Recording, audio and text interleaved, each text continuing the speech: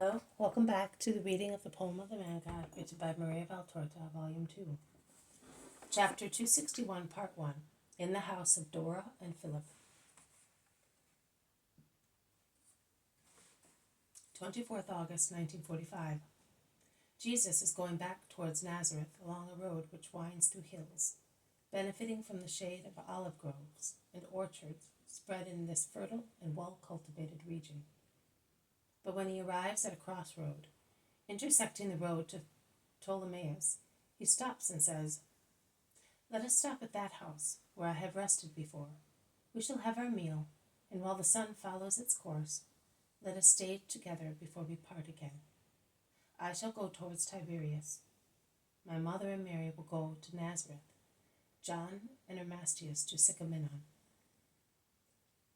Through an olive grove they turn their steps towards a low, large house of peasants, adorned with the usual fig tree, and decked with the festoons of a vine which climbs up an outside staircase and expands its branches over the terrace. "Peace be with you. I am here once again. Come, master. You are always welcome. May God grant peace to you and to your friends," replies an elderly man who is crossing the yard carrying an armful of faggots. He then shouts, "Sarah, Sarah! The master is here with his disciples. Add more flour to your bread." A woman covered with flour comes out of one of the rooms. She has obviously been sieving, because she is still holding in her hands a sieve with some bran in it.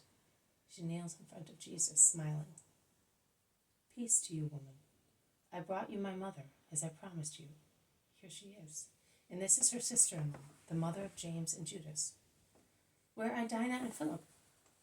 The woman, after greeting the two Marys, replies, "Dinah had her third baby girl yesterday. We are a little sad because we have not yet been given a nephew, but we are happy too. Is that right, Mattathias?" "Yes, because she is a beautiful baby and she is always our blood. We will show her to you. Philip has gone to bring back Anna and Naomi from his old parents, but he will soon be back."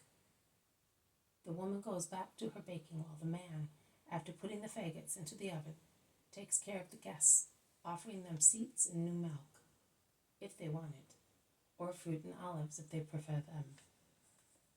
The room on the ground floor is cool and shady, large as it is, and with two doors, one in the front, the other at the back.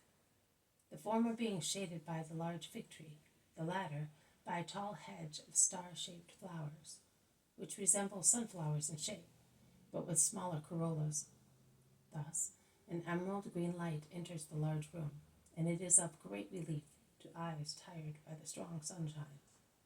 There are benches and tables in the room, which is perhaps the one where the women spin and weave, and the men repair their agricultural tools, or store their supplies of flour and fruit, as would appear by some small beams with many hooks and boards placed on consoles. Besides, long chests along the walls. Fluffy herds of linen or hemp look like loose plates hanging on the whitewashed wall, and a piece of bright red cloth stretched on an uncovered loom seems to cheer up the whole room with its pompous, joyful color. The landlady, who has finished her baking, comes back and asks the guests whether they wish to see the newborn baby. Jesus replies, "I will certainly bless her." Mary instead stands up saying, "I will come and greet the mother." All the women go out.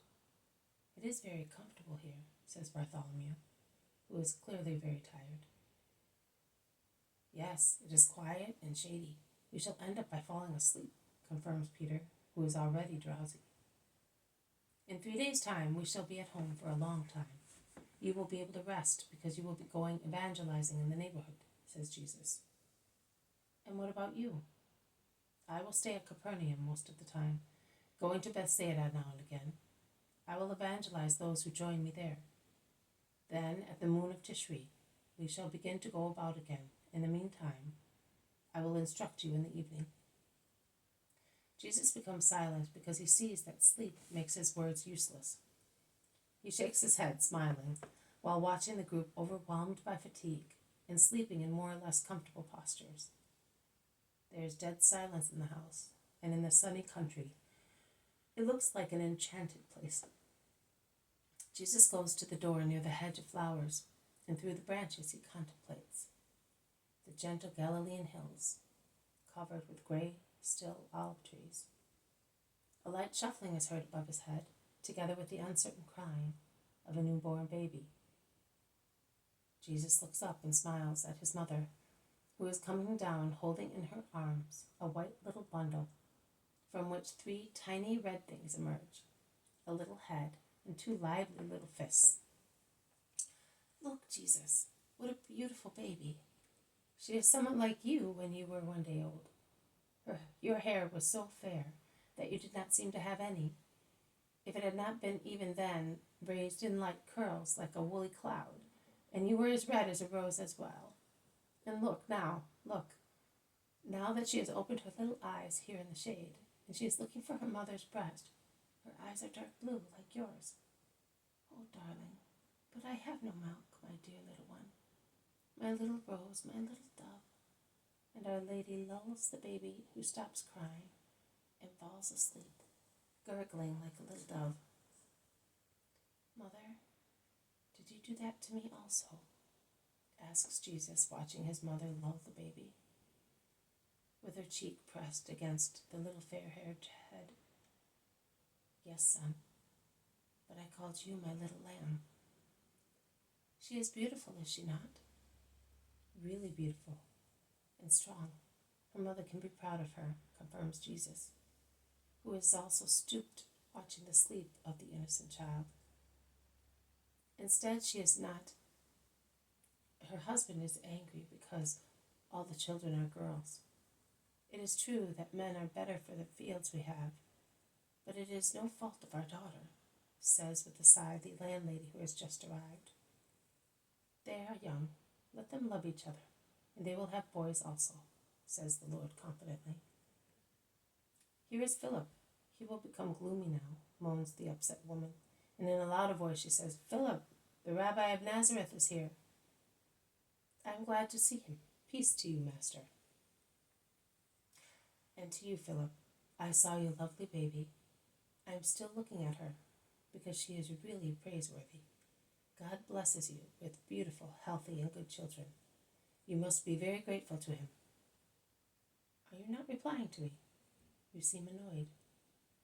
I was hoping it was a boy.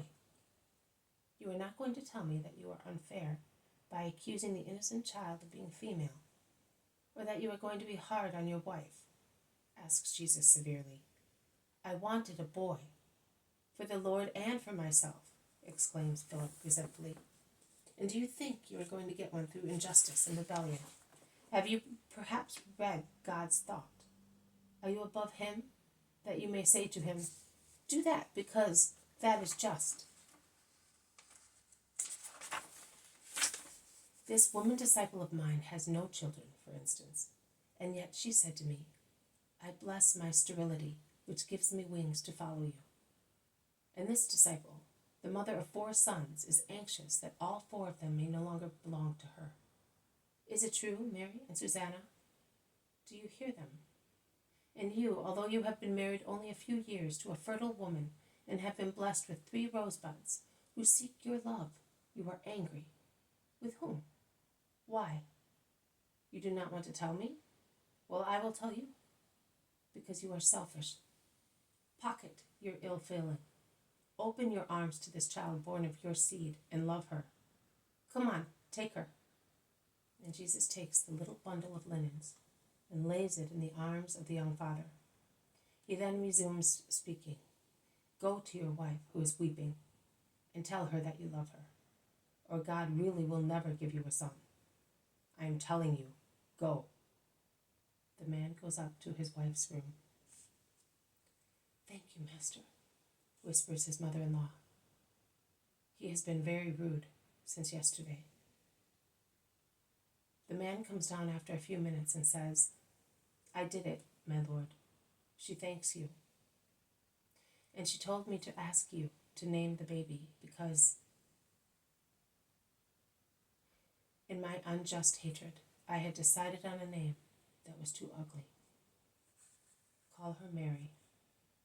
She has sucked bitter tears with the first drop of milk, which was also bitter because of your harshness.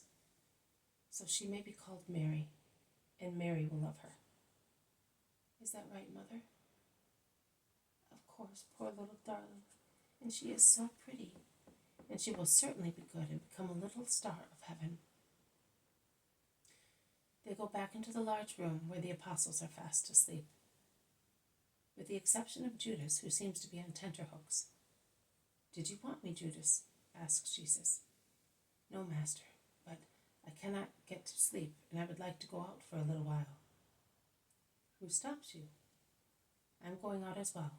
I'm going up to that hillock. It is all in the shade. I will rest praying. Do you want to come with me? No, Master. I would disturb you because I am not in condition to pray. Perhaps I'm not feeling very well, and that is upsetting me. Stay here then. I do not force anybody. Goodbye. Goodbye, woman. Mother, when John of Endor wakes, send him to me by himself. Yes, son. Peace be with you. Jesus goes out. Mary and Susanna bend to watch the cloth on the loom. Mary sits down with her hands in her lap, slightly bent. Perhaps she is praying too. Mary of Alphaeus soon tires of watching the work. She sits in the darkest corner and soon falls asleep. Susanna thinks it is a good idea and imitates her. This has been a reading from the poem of the Man God, written by Maria Valtorta, Volume 2, Chapter 261, Part 1, In the House of Dora and Philip. Thank you for listening. I will see you tomorrow. May God bless you, and may peace be with you.